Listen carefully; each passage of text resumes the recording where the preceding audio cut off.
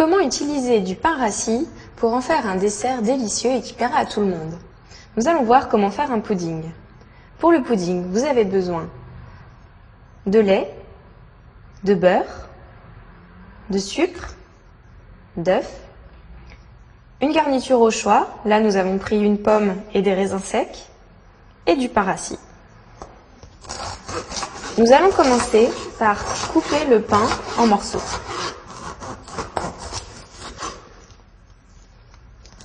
Ici, nous avons des morceaux de taille moyenne qui donneront un gâteau dont la texture ne sera pas uniforme et homogène, mais légèrement croustillante et plus moelleuse.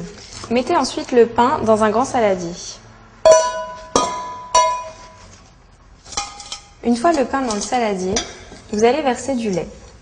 Pour une baguette de pain, mettez environ 30 centilitres de lait. L'objectif est que le pain absorbe le lait et se ramollisse. Aidez-le un peu en écrasant du bout des doigts ou avec une fourchette.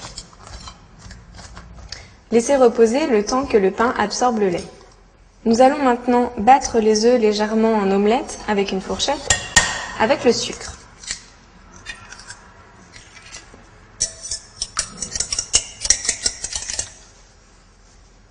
Ajoutez du sucre, toujours selon les goûts. Vous pouvez en mettre pour une baguette environ 50 grammes, voire plus.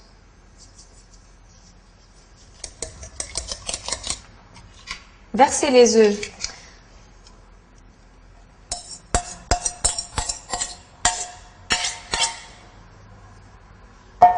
et mélangez.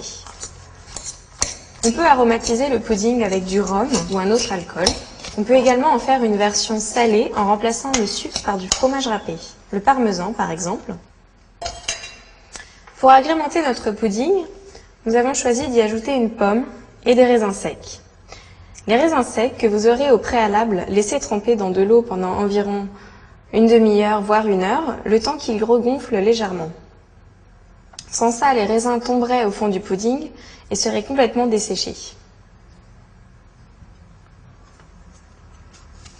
Nous allons donc couper et peler la pomme, les pépiner et la couper en petits morceaux. On coupe la pomme en petits morceaux ou en lamelles selon les goûts. Il est rare que dans un pudding, les fruits tombent au fond du gâteau, mais on peut quand même les fariner pour éviter qu'ils ne tombent tout au fond. Saupoudrez d'un peu de farine et mélangez.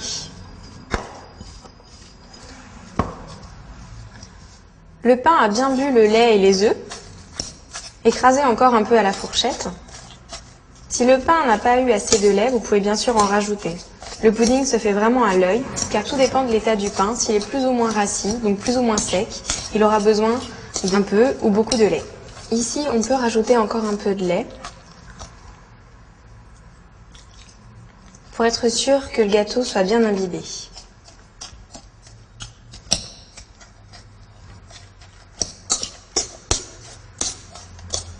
On ajoute la garniture.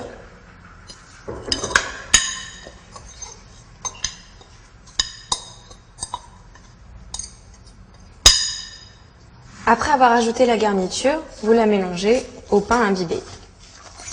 Vous beurrez un moule. N'hésitez pas à beurrer généreusement, puis versez le mélange dans le moule.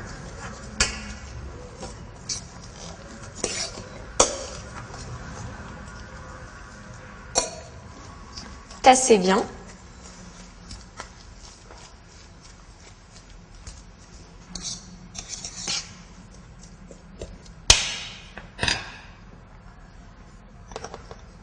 Vous pouvez parsemer de petites noisettes de beurre qui permettront au gâteau d'être bien doré. Le pudding se cuit au four à 180 degrés pendant 30 à 40 minutes selon la taille du moule. Encore une fois, il faut surveiller. Notre pudding est maintenant cuit. Voilà, nous avons un gâteau avec une jolie croûte bien dorée et surtout bien croustillante. On aperçoit encore quelques morceaux de la croûte du pain, là ou là, mais c'est ce qui donne le croustillant au gâteau.